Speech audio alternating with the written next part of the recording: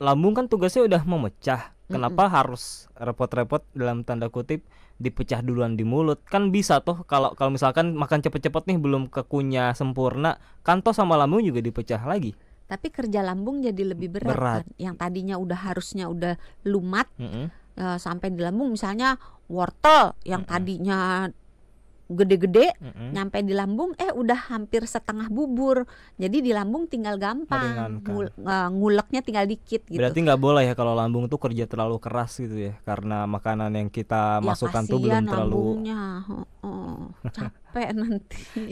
Hidupnya berat.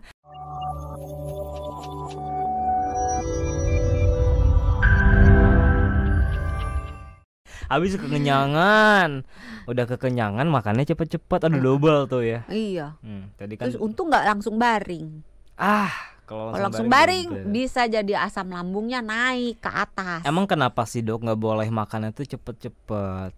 Kenapa dok? Emang udah makan cepet-cepet, udah kekenyangan, udah baring gitu kan. Terus pakai ikat pinggang kenceng banget gitu. Terus mana perutnya gendut. Waduh. Nah itu udahlah itu. Semakin dekat menuju ke penyakit yang namanya GERD. Oh kalau sering makan cepet-cepet bisa kena GERD? Bukan cuma cepet-cepet, tapi cepet-cepet kekenyangan berbaring. Kenapa kok bisa jadi larinya ke GERD dok?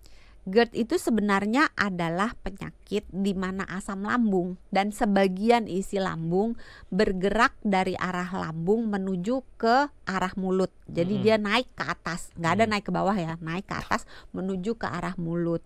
Nah, hal ini bisa terjadi karena lambungnya diisi terlalu penuh atau ada dorongan dari area sekitar lambung, misalnya perutnya buncit atau mungkin ibu hamil atau posisinya dia tidur sehingga isi perutnya dalam tanda kutip bisa tumpah sedikit. Karena kalau dia duduk tegak kan lambungnya di bawah. Isi lambung kan bentuknya kayak cairan gitu. Nah, hukum cairan kan akan menempati tempat yang paling bawah. Kan. Nah, kalau kita berdiri maka dia susah bergerak ke atas. Tapi kalau dia tiduran, apalagi kalau ruku membungkuk, itu akan lebih mudah tumpah dalam tanda kutip. Ngerti. Ya kan? Karena secara hukum gravitasi cairan akan bergerak menuju ke bawah.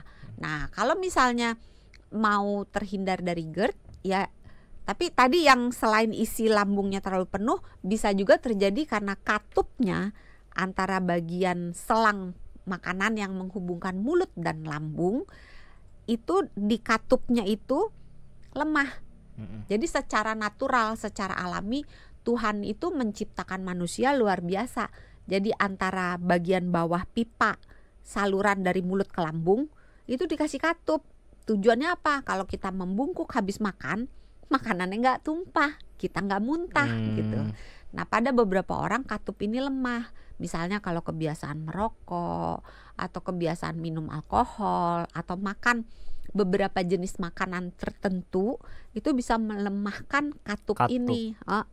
Kalau katupnya lemah, maka isi lambung mudah bergerak ke atas.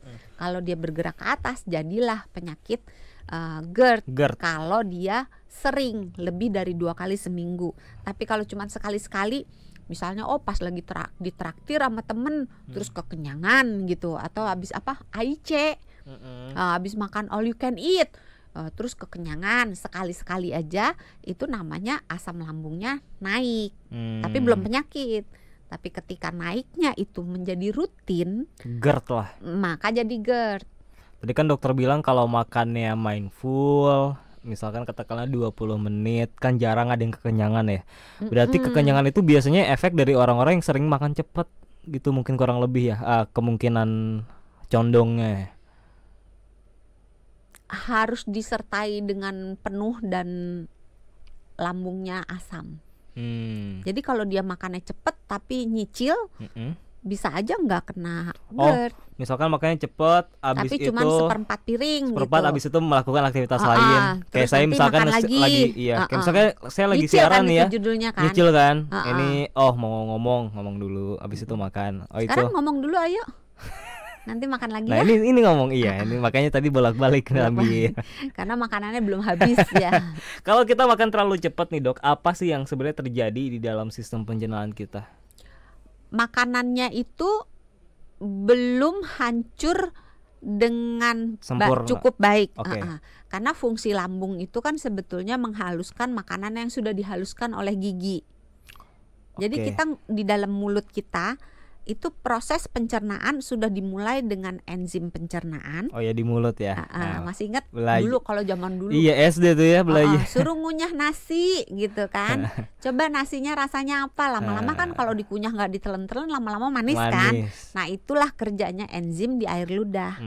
Nah, terus selain oleh enzim, dengan dikunyah secara mekanik itu dihancurkan, jadi kayak diulek gitu loh makanannya, kayak dicacah-cacah, kayak dipotong-potong kecil-kecil.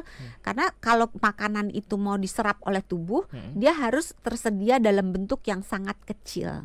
Jadi udah tinggal diserap udah gampang gitu. Kalau nasinya masih gede-gede nggak bisa dipecah oleh enzim, jadi dia secara mekanis harus diulek gitu, diperes-peres, dihaluskan. Nah, terus bercampur dengan enzim pencernaan baru bisa diserap. Tadi kan kata dokter lambung tugasnya adalah untuk memecah juga kan. Makanya lambung kan suka melakukan itu kan kontraksi. Lambung kan tugasnya udah memecah. Kenapa harus repot-repot dalam tanda kutip dipecah duluan di mulut? Kan bisa toh kalau misalkan makan cepet-cepet nih belum kekunyah sempurna, kan toh sama lambung juga dipecah lagi. Tapi kerja lambung jadi lebih berat. Kan? Yang tadinya harusnya udah lumat sampai di lambung, misalnya wortel yang tadinya gede-gede nyampe di lambung udah hampir setengah bubur. Jadi di lambung tinggal gampang, nguleknya tinggal dikit gitu. Berarti nggak boleh ya kalau lambung tuh kerja terlalu keras gitu ya, karena makanan yang kita masukkan tuh belum terlalu capek nanti. Hidupnya berat. Nah, kalau apa yang bakal terjadi dok kalau kita makan cepat-cepat belum terkunyah secara baik, secara lumat, terus udah masuk ke lambung? Intinya kalau untuk ke GERD perhatiannya itu lebih ke volumenya terlalu banyak, terus lebih ke jenis makanannya itu yang asem, yang pedes, yang terlalu banyak rempah, yang terlalu banyak minyak, yang terlalu banyak soda, banyak ya, terlalu banyak kafein dan beralkohol. Nah, termasuk makanan-makanan yang difermentasi yang sifatnya asam. Itu kalau dalam jumlah besar, jadi kalau pedesnya cuman ya cabai 1 misalnya masih oke. Tapi anak zaman sekarang kan kalau makan ya cabenya itu 1 genggam gitu. Jadi kasihan perutnya, itu bisa berujung pada peningkatan asam lambung. Kemudian peningkatan asam lambung itu kalau dia banyaknya di lambung, itu dia bisa jadi sakit emah.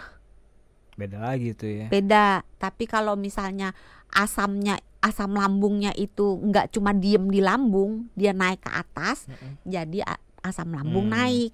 Kalau asam lambung naiknya itu kejadiannya lebih dari 2 kali dalam seminggu, jadilah penyakit asam lambung.